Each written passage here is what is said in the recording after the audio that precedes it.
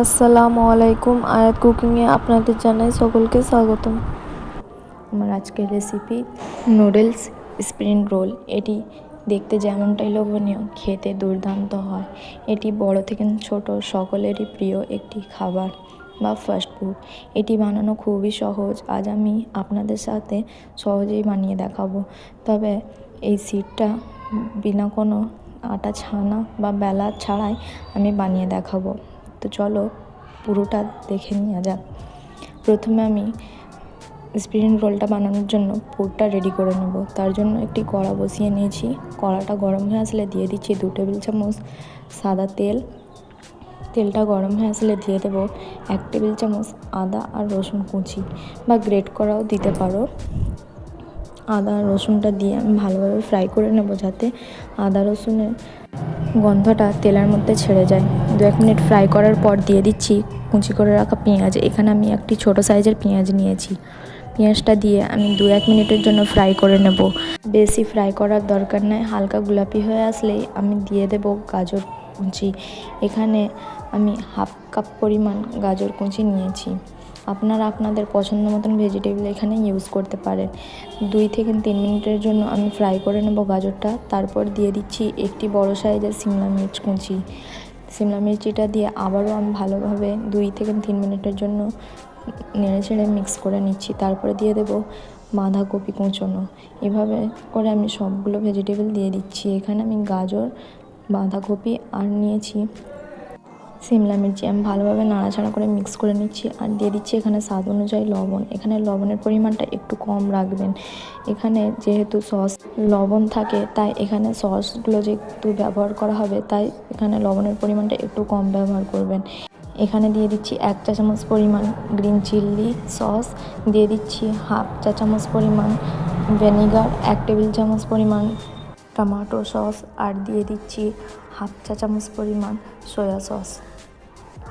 এখানে ভালোভাবে মিক্স করে আমি এটি মিক্স করে রান্না করে নেব 4 থেকে 5 মিনিটের জন্য। লক্ষ্য রাখতে হবে এই সময় গ্যাসের ফ্লেমটা যেন হাই থাকে। যে কোনো চাইনিজ বানাবার সময় গ্যাসের ফ্লেমটা হাইতেই রাখবেন, তাতে করে চাইনিজ রেসিপি ভালো হয়। যেহেতু এর থেকে গ্যাসের ফ্লেমটা লো করে দিলে পানি বেরিয়ে যাবে আর এটি খেতে ভালো লাগবে না। 3 থেকে 4 মিনিট পর আমি রান্না করার পরে দিয়ে দিচ্ছি এখানে নুডলস। আমি আগে থেকে সিদ্ধ করে রেখেছিলাম। যেভাবে ম্যাগি বানানোর জন্য সিদ্ধ করা হয়, সেম প্রসেসেই একইভাবে সিদ্ধ করে নিতে হবে। এখানে নুডলসটা দিয়ে 3 থেকে 4 মিনিটের জন্য রান্না করে এটা আমি নিয়ে রেখে দেবো। অন্যদিকে আমি সিটটা বানিয়ে নেব বা স্প্রিং রোলের সিটটা। তার জন্য এখানে আমি নিয়েছি 1/2 কাপ ময়দা, 1/2 কাপের একটু বেশি কর্নফ্লাওয়ার আর নিয়েছি স্বাদ অনুযায়ী অল্প পরিমাণে লবণ। এবার এটিকে আমি অল্প অল্প পানি দিয়ে একটি ব্যাটার তৈরি করে নেব। একবারই পানি ঢেলে দেবেন না, তাতে করে ব্যাটারটা ভালো হবে না। অল্প অল্প পানি দিয়ে মিক্স করে নিতে হবে এটি। এখানে আমার মোট পানি লেগেছে 1/2 কাপের একটু বেশি পানি। ব্যাটারটা ঠিক এই রকম হবে, আমি দেখিয়ে দিচ্ছি একটি হাতার সাহায্যে। এইভাবে হাতাটা কোট হয়ে গেলেই বুঝতে পারবেন যে ব্যাটারটা পারফেক্ট হয়েছে।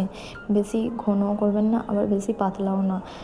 এবার সিটটা বানানোর জন্য একটি আমি ননস্টিকের প্যান নিয়েছি। এখানে লোহার প্যানটা ব্যবহার করলে একটু কষ্ট হতে পারে।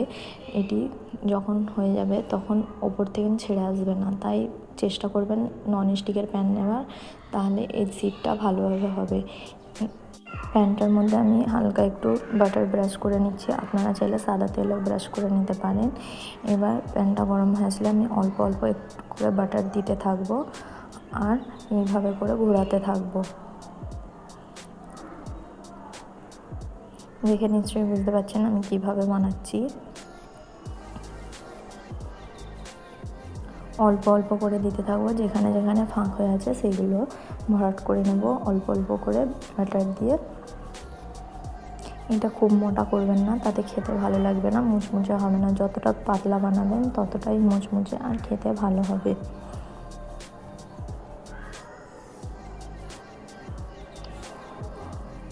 এবার আমি গ্যাসের ফ্লেমটা জোর দিয়ে দেব, দিয়ে আমি 1 থেকে 2 মিনিটের জন্য অপেক্ষা করব। যখন এইভাবে উপর থেকে ছেড়ে আসবে তখন বুঝে নিতে হবে এটা পারফেক্ট হয়ে গেছে।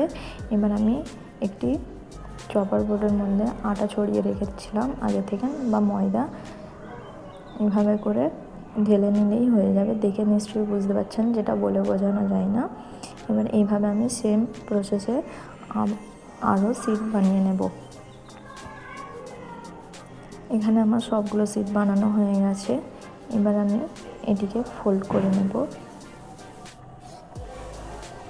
দেখে নিশ্চয়ই বুঝতে পারছেন যে কতটা সুন্দর হয়েছে, পাতলা, উপর থেকে উপর দেখা যাচ্ছে এতটা কি পাতলা হয়েছে। এইভাবে করে আমি পুরগুলো দিয়ে মাঝ বরাবর এই দু সাইড থেকে এইভাবে করে ফোল্ড করে হাতের সাহায্যে এভাবে ফোল্ড করে নেব।